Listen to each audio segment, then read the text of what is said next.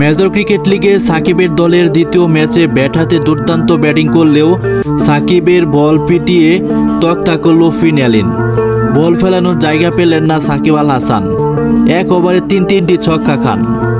Bat হাতে দুর্দান্ত batting করলেও বল হাতে একেবারে ব্যর্থ সাকিব। টস হেরে আগে ব্যাট করতে নামে লস অ্যাঞ্জেলস নাইট রাইডার্স।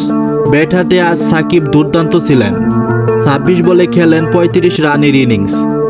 নির্ধারিত 20 ওভার শেষে 165 রান সংগ্রহ করে সাকিবের দল 166 রানের লক্ষ্যে ব্যাট করতে নেমে জ্যাকি ফ্রেশার ম্যাকগ্রুক শুরুতেই আউট হলেও ফিন অ্যালিন এবং শট শুরু করেন জোরো ব্যাটিং।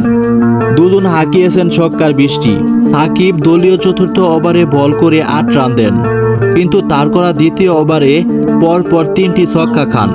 ফিন অ্যালিন এবং শট দুজনেই হাফ সেঞ্চুরি তুলে নেন। দ্বিতীয় ওভারে সাকিব খরচ করেন 19 রান। মাত্র 2 ওভার বোলিং করার সুযোগ পান সাকিব। 2 ওভারে দেন 27 রান। শেষ পর্যন্ত সাকিবের দল হারে 6 উইকেটে এবং 5 ওভার বাকি থাকতে